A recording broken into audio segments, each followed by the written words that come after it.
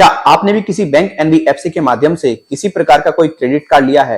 अब आप उस क्रेडिट कार्ड का भुगतान करने में पूरे तरीके से असमर्थ हैं। आपके पास में रुपया नहीं है, पैसा नहीं है, लगातार आपके घर पे रिकवरी एजेंट आ रहे हैं, आपको परेशान कर रहे हैं, आपको बेइज्जत कर रहे हैं, आपको गाली गलौज कर रहे हैं, आपको पूरे तरीके से आपके आस पड़ोस में बदनाम करने का प्रयास कर रहे हैं, आपको बहुत ज्यादा परेशान कर रहे हैं। आपने यूट्यूब पर वीडियो भी देख ली कि रिकवरी एजेंट अगर घर पे आए तो क्या करें।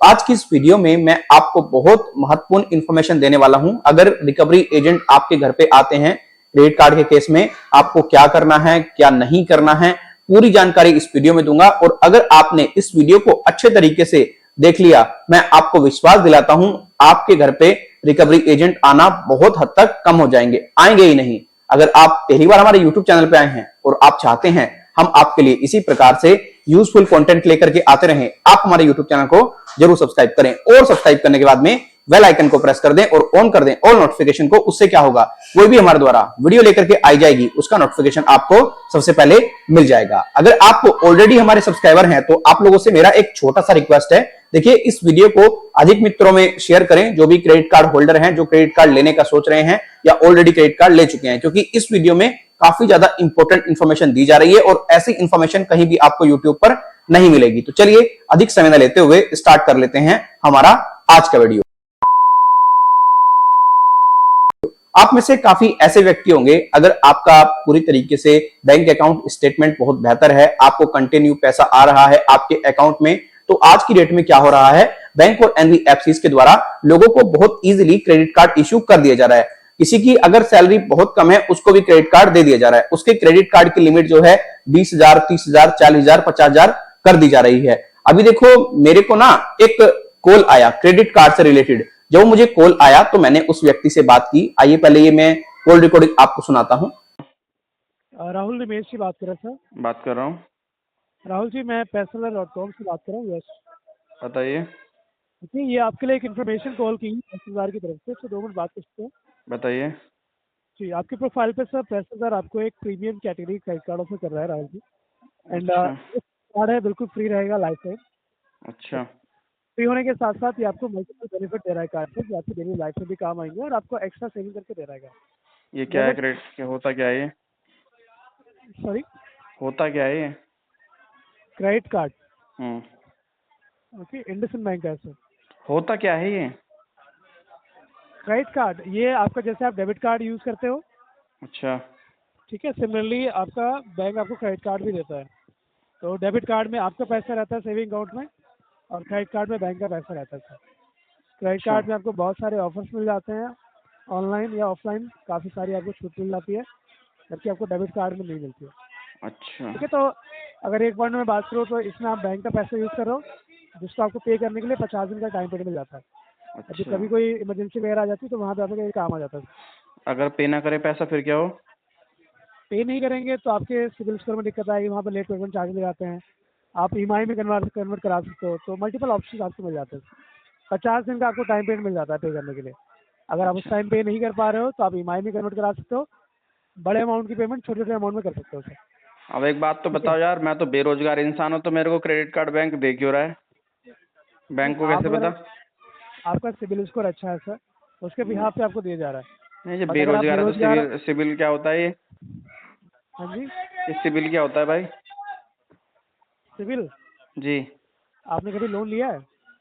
लोन वोन तो पता नहीं, कोई ऐसा है तो कुछ खास लोन वोन की तो खाई जरूरत पड़ी नहीं। कभी लोन लिया हो, कभी आपने ईएमआई में आपने कन्वर्ट कराया हो, कोई नहीं, फ़ोन मोबाइल वोबाइल वगैरह? तो लिया था, लोन वोन वैसे तो कोई लिया नहीं। ठीक है, किस्त वाला मोबाइल जो लिया था होता ना है आपने? सिस्टम। हाँ जी। बिल्कुल बिल्कुल। तो जब आप कोई भी चीज़ ईएमआई पे लेते हो ना, अच्छा। ठीक है, तो उसकी आप टाइम टाइम पेमेंट करते हो। अच्छा। अच्छा। उसी के बिहाफ पे जितनी भी सिविल जैसे क्रेडिट स्कोर वाली कंपनियां हैं, तो हाँ वो हाँ। आपको स्कोर देती है। अच्छा। अच्छा। अच्छा। ठीक है, तो उसे कहते हैं सिविल स्कोर या अच्छा। अच्छा। Bureau score. Okay okay. ठीक है, आपको सर पता सब है, जी। आपको पता सब होगा। अगर सर मुझे पता होता तो मैं आपसे पूछता। नहीं, आपको पता सब होगा और आपके पास कार्ड्स भी होंगे नहीं ऑलरेडी। सर, फिर कार्ड वार्ड तो क्योंकि कोई ऐसे। जी। जो कार्ड भी आता है, जिनके पास ऑलरेडी कार्ड्स होते हैं उन्हीं कस्टमर्स को कार्ड दिया जाता है। नहीं, मेरे पास तो भाई कुछ नहीं, मैं तो वैसे बेरोजगार हूँ, कोई काम वाम तो मेरे पास में है नहीं। अब फिर कार्ड का क्या बेरोजगार है काम? तो फिर हम आपको वैसे भी नहीं दे सकते सर। वही तो मैं अगर पूछ रहा हूँ आपके कि पास भाई इनकम मेरे नहीं पास तो ऐसा कुछ मैटर ही नहीं है, मेरे तो ऐसी कोई टच में भी नहीं रहता मैं तो किसी चीज़ के, तो फिर भैया कैसे कार्ड वार्ड अगर पता नहीं आपके क्या। पास इनकम नहीं है तो हम वैसे भी नहीं दे सकते, आपका सिबिल के बेस पे ऑफर था। अब आपने मुझे बता दिया कि आपके पास कोई इनकम सोर्स नहीं, तो हम आपको वैसे भी नहीं दे सकते कार्ड। समस्या वही तो है ना भैया, पेमेंट कहाँ से करेंगे फिर आगे, जब किसी का लेंगे तो फिर वो देंगे कहाँ से, तो इसीलिए क्या बिल्कुल फ़ायदा। बिल्कुल बिल्कुल। ठीक है भैया ठीक जी। है राहुल जी, थैंक यू। तो आपने सुना, इस कॉल रिकॉर्डिंग में मैंने क्लियर डिनाई कर दिया, क्लियर मना कर दिया कि भाई मैं किसी प्रकार का कोई भी क्रेडिट कार्ड नहीं लेना चाहता। मैं क्रेडिट कार्ड पूरे तरीके से जानता ही नहीं कि क्रेडिट कार्ड होता क्या है। मैं लोन वगैरह के बारे में कोई खास इंफॉर्मेशन नहीं रखता हूं। जब मैंने उससे क्लियर कह दिया कि भाई मेरे पास में कोई इनकम का सोर्स ही नहीं है, तो उसने पूरी तरह से खुद ही कह दिया कि ठीक है, हम आपको क्रेडिट कार्ड वगैरह प्रोवाइड नहीं कराएंगे। क्योंकि देखो, मेरा कुछ मानना इस प्रकार से है, अगर एक व्यक्ति के पास में क्रेडिट कार्ड है तो उसके जो खर्चे हैं ना, वो 2 गुना हो जाते हैं। 2 गुना खर्चे होने के बाद में बहुत सारी दिक्कतें आ जाती हैं। मानो अगर किसी को 100 रुपए खर्च करने हैं ना, वो ना चाहते हुए भी 200 रुपए खर्च कर देगा, 300 रुपए खर्च कर देगा। उससे क्या होगा, उसके ऊपर बर्डन पूरे तरीके से बढ़ता चला जाएगा। तो मेरा ये मानना है कि व्यक्ति अगर क्रेडिट कार्ड ले रहा है तो उसका वो सही तरीके से इस्तेमाल करे, सही तरीके से उसे मैनेज करे। लेकिन अगर वो सही तरीके से मैनेज नहीं करेगा तो क्रेडिट कार्ड के जाल में फंस करके व्यक्ति पूरे तरीके से रह जाएगा, और व्यक्तियों को बहुत सारी दिक्कतें आएंगी, बहुत सारी परेशानियां आएंगी, और व्यक्ति समझ नहीं पाएगा कि उसको क्या करना चाहिए। अब काफी हमारे ऐसे सब्सक्राइबर्स हैं जो कि लगातार हमें ईमेल भी करते हैं, कमेंट में भी हमें बताते हैं, व्हाट्सएप पर भी लिखते हैं, राहुल सर कोई ऐसी ट्रिक बताइए, ऐसी टिप्स दीजिए जिससे कि जो ये रिकवरी एजेंट हमारे घर पे आ रहे हैं ना, ये ना आए, ये हमें घर पे आकर के बेइज्जत ना करें, क्योंकि इन्होंने हमारे रिश्तेदारों में, हमारे परिवार वालों में हमें बहुत ज्यादा बेइज्जत करके फेंक दिया। हम बहुत ज्यादा परेशान हैं, हमें कुछ समझ में नहीं आ रहा, हमारे पास में खाने तक को पैसे नहीं है, और इन्होंने हमारी जिंदगी पूरे तरीके से खराब कर दी है। देखो, आपको एक बात भली भांति अच्छे तरीके से समझिए, आपने जो क्रेडिट कार्ड का पैसा यूज किया है वो आपने एक लोन लिया है, और इस लोन का भुगतान आपको करना ही होगा। पहले तो आप ये समझिए। अब अगर आप ये मन रखेंगे कि आपको लोन का भुगतान नहीं करना है, तो आपके साथ में जो क्रेडिट कार्ड के रिकवरी एजेंट हैं वो गलत लैंग्वेज का उपयोग करेंगे, आपको प्रताड़ित करेंगे, आपको परेशान करेंगे, आपको डराएंगे, धमकाएंगे। जब भी आपके घर पे कोई भी रिकवरी एजेंट आए, मैं ये नहीं कह रहा कि उसको आप घर में बैठाइए, आप उससे बहुत ज्यादा वो कीजिए, आप बाहर से बाहर ही उससे प्यार से बात करें, अच्छे से बात करें, और आप पूरी तरीके से जो बैंक है उसके टच में रहें। बैंक को आप पूरी तरीके से इन्फॉर्म करें कि देखिए ये सारी प्रॉब्लम चल रही है मेरे पास में, अभी मेरे पास में रुपया पैसा नहीं है, जैसे ही मेरे पास में रुपया पैसा आएगा मैं विद इंटरेस्ट वगैरह के साथ में आपका जो पैसा है वो पे कर दूंगा। बैंक को आप ऐसा प्रतीत ना होने दें कि भाई आप पूरे तरीके से कुछ डिफॉल्ट करने की सिचुएशन में आ गए हैं, तो आप बैंक को रिस्पॉन्स नहीं कर रहे हैं। बैंक बिल्कुल भी आपको ये ना समझे कि आप चोर हैं या आप कोई 420 कर रहे हैं, कुछ भी बैंक को आप ऐसा महसूस ना होने दें। बैंक के आप पूरे तरीके से टच में रहें।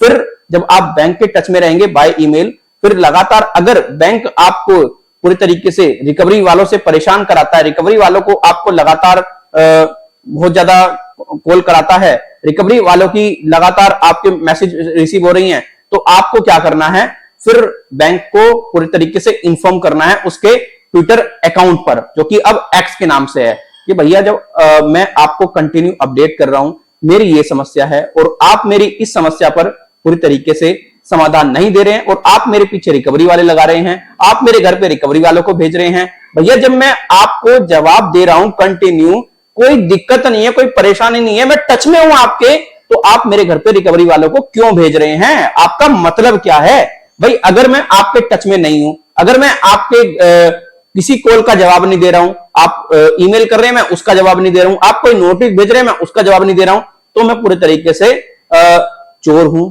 तो आप समझो कि भाई मैं पूरी तरीके से मनसा ये कर चुका हूं अपनी कि मुझे पैसा नहीं देना। भाई मुझे पैसा देना यार, मैं कोई चोर नहीं हूं, मैंने कोई 420 नहीं की है, मैंने कोई गलत काम नहीं किया है, लेकिन ये जो मेरे घर पे आकर के रिकवरी एजेंट मुझे गाली दे रहे हैं, परेशान कर रहे हैं, ये बेहद ही ज्यादा गलत है, और आप इस सब चीजों को बंद करें। अक्सर जो मेरे देखने में आया है, जो मेरा अनुभव है, देखो क्रेडिट कार्ड का अगर कोई लोन डिफॉल्ट कर देता है, उसके घर पे रिकवरी एजेंट जब जाते हैं, ना ही उनके पास में कोई डीआरए का लाइसेंस होता है, ना ही उनके पास में किसी प्रकार का कोई भी आई कार्ड वगैरह होता है, ना ही उनके पास में कोई होम विजिटिंग लेटर होता है। जब भी आपके घर पे कोई भी रिकवरी एजेंट को बैंक भेजेगा, तो बैंक पूरे तरीके से ये सारी चीजें आपको अपडेट करेगा। रिकवरी एजेंट का नंबर आपको देगा, आपको बताएगा कि फलाने नाम का व्यक्ति आपके घर पे आएगा और ये सारी चीजें हैं। तो अगर ये सब चीजें नहीं पाई जाती हैं तो बिल्कुल आप डरे ना, घबराए ना, टेंशन ना लें। आप अपने नियर बाय पुलिस स्टेशन में जाइए या फिर 112 नंबर पर तुरंत कॉल लगाइए कि देखिए मैं अभी पैसा देने की स्थिति में नहीं हूं और मुझे ये बहुत ज्यादा परेशान कर रहे हैं, मुझे डरा रहे हैं, मुझे धमका रहे हैं, मेरे घर पे आकर खड़े हो रहे हैं, मेरे आस पड़ोस मोहल्ले में आकर के पूरे तरीके से चिल्ला चिल्ली कर रहे हैं और बहुत ज्यादा समस्या मुझे डाल रहे हैं। और पूरे तरीके से उसकी जो रिकॉर्डिंग है ना रिकवरी एजेंट की, वो भी कर लीजिए और उस रिकॉर्डिंग को आप एक्स पर फॉरवर्ड कर दीजिए, बैंकों को टैग करके, आरबीआई को टैग करके, हम जैसे इन्फ्लुएंसर को टैग करके। देखो कैसे इन रिकवरी एजेंटों की हालत खस्ता होती है। मैं आपको विश्वास दिलाता हूं कि रिकवरी एजेंट आने आपके घर पे पूरे तरीके से बहुत कम हो जाएंगे। अभी मैं आपको एग्जांपल के लिए बता दूं, हमारे एक सब्सक्राइबर हैं, उनसे मेरी बात हुई थी आज से 3 महीने पहले। उन्होंने एचडीएफसी बैंक से एक क्रेडिट कार्ड लिया था और उस क्रेडिट कार्ड का वो कितने रुपया डिफॉल्ट कर चुके थे, लगभग 55,000 रुपए। और recovery agent day by day उनको कॉल करके परेशान करते, डे बाय डे उनको बहुत ज्यादा गालियां देते, डे बाय डे उनको बहुत ज्यादा बेइज्जत करते। कहीं आस पड़ोस में भी उसके कहते कि भाई ये फलाना व्यक्ति चोर है, इसने हमारा इतना पैसा खा लिया, ये कर दिया, वो कर दिया। उनको कुछ समझ नहीं आया, उसने बड़े बड़े यूट्यूबर्स को पैसा दे दिया, बड़े बड़े यूट्यूबर्स को जो कि 3-4 लाख सब्सक्राइबर लेकर के बैठे हैं और पैसा भी इतना मांगा हेल्प के नाम पर बहुत ज्यादा। जबकि हाँ, व्यक्ति पहले ही परेशान है, एक पैसा लेने की भी लिमिट होनी चाहिए। उस व्यक्ति को पूरे तरीके से लूट लिया। अब व्यक्ति को क्या बताया, तू एक काम कर अपना जो नंबर है उसको बंद कर दे, कोई जवाब मत दे, कुछ मत दे, कोई रिकवरी एजेंट आए तो उसको गाली दे दे, ये कर दे, वो कर दे। मैं बिल्कुल ऐसा नहीं कहता हूं, मैं कहता हूं कि आप बैंक से कॉन्टेक्ट बना के रखें, आप बैंक को बाय ईमेल अपडेट करके रखें, भाई मैं इतने समय के बाद पेमेंट करूंगा, मेरे पास में भी पैसा नहीं है। पूरे तरीके से अपडेट रहेंगे तो ज्यादा बेटर है, उसमें आप पूरे तरीके से सिक्योर हैं। भले ही आप रिकवरी एजेंट को इग्नोर कर दें, लेकिन बेहतर यही है कि आप रिकवरी एजेंट को इग्नोर ना करके 1-2 रिकवरी एजेंट को रिसीव करके अच्छे तरीके से उनसे बात करें और उसका प्रॉपर अपने पास रिकॉर्ड रखें। जब व्यक्ति ने ऐसा ही किया जो हमने उनको बताया, व्यक्ति को बहुत राहत मिली। अब व्यक्ति के घर पे रिकवरी एजेंट आना पूरे तरीके से बंद हो गए हैं। अब रिकवरी एजेंट के द्वारा कोई कॉल वगैरह नहीं की जाती है, अब तो डायरेक्टली बैंक से कॉल जाती है और कहा जाता है कि सर आप एक काम करो, जो भी ये 55,000 रुपए का मामला यार 10-15,000 रुपए दे करके पीछा छुटा दो, कोई दिक्कत नहीं है, कोई परेशानी नहीं है। लेकिन बंदा ये कह रहा है कि भैया मेरे पास में भी 10-15,000 रुपए भी नहीं है, मैं कहां से पेमेंट करूं। तो रिकवरी एजेंटों का तो आना पूरे तरीके से ऐसे बंद हो जाएगा। आपके मन में ये जो सवाल है ना कि रिकवरी एजेंट अगर होम विजिट करते हैं तो हमें क्या करना चाहिए, आपको पूरे तरीके से अपने अधिकारों को समझना चाहिए, आपको जागरूक होना चाहिए, आपको बैंक और एनबीएफसी के रिकवरी एजेंट से इस तरीके से संवाद करना चाहिए कि उसको पूरे तरीके से महसूस हो कि हाँ भाई व्यक्ति ये प्रॉब्लम में है। और मैंने जो देखा है, जो लोग हैं वो वाकई में ही प्रॉब्लम में है, और जब प्रॉब्लम में है तो व्यक्ति तभी तो पैसा नहीं दे पा रहा है, प्रॉब्लम में नहीं होता तो पैसा नहीं दे पाता। और पैसा देने के बाद में आपको मैं एक बात क्लियर कर दूं, आप हाथ जोड़ लीजिए कि आप कभी क्रेडिट कार्ड की तरफ मुड़ के भी नहीं देखेंगे, क्योंकि अक्सर मैंने देखा भी है, अभी आप नहीं देखा, मैंने एक मोबाइल वगैरह कोई ईएमआई पे ले लिया था, उसके बाद में धड़ल्ले से मुझे कॉल आती है कि भैया आप क्रेडिट कार्ड ले लो, वो ले लो, ये ले लो, वो ले लो। मैं तो क्लियर कहता हूं भैया मेरे पास में कोई इनकम वगैरह ही नहीं है, मैं कहां से क्रेडिट कार्ड ले लूं और कहां से चुकाऊंगा। बिल्कुल अनजान बन जाओ, ऐसी कोई कॉल आती है, किसी के प्यार में मत फंसो, ऐसे किसी के झांसे में मत आओ मेरे दोस्त, आप बर्बाद हो जाओगे, आपका फ्यूचर पूरे तरीके से खराब हो जाएगा। क्रेडिट कार्ड का अगर आपने सही तरीके से उपयोग नहीं किया, आपसे मेरा रिक्वेस्ट यही है कि आप क्रेडिट कार्ड वगैरह ना लो। तो इस वीडियो के माध्यम से हमने आपको बताया, अगर आपके घर पे क्रेडिट कार्ड के रिकवरी एजेंट आते हैं तो आपको क्या करना चाहिए, कैसे आप रिकवरी एजेंट को रोक सकते हैं, पूरी जानकारी इस वीडियो में हमने दे दी है। आप लोगों से मेरा एक छोटा सा रिक्वेस्ट है, अगर ये वीडियो आपको 1% भी अच्छी लगी है, इस वीडियो से आपको 1% भी हेल्प मिली है, आप इस वीडियो को लाइक कर दें। अगर हेल्प नहीं मिली है डिसलाइक कर दें और कमेंट सेक्शन खुला है, कमेंट सेक्शन में अपना जो भी सवाल है वो लिख दें और हम और बेहतर तरीके से आपकी हेल्प करने का प्रयास करेंगे। जो भी आपके सुझाव हैं वो आप कमेंट और ईमेल के माध्यम से दे सकते हैं।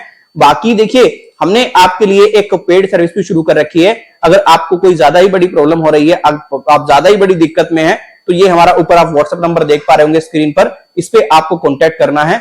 बट ये देखो पेड सर्विस है, बट ध्यान रखें 24/7 आपको पूरे तरीके से हम लोग गाइड करते हैं, और कोई ज्यादा अमाउंट भी हम नहीं लेते, बहुत मिनिमम अमाउंट पर आपको अच्छी खासी हेल्प देते हैं। एक बार आप इस्तेमाल कीजिएगा, उसके बाद में आप जरूर कहेंगे कि हाँ भाई किसी व्यक्ति ने हमें अच्छे तरीके से गाइड किया था, क्योंकि 2400 घंटे आपको सर्विस देना कोई बहुत मतलब छोटी बात नहीं है।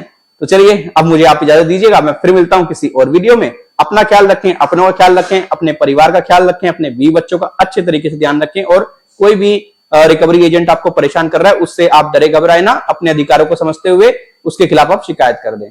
Thank you so much.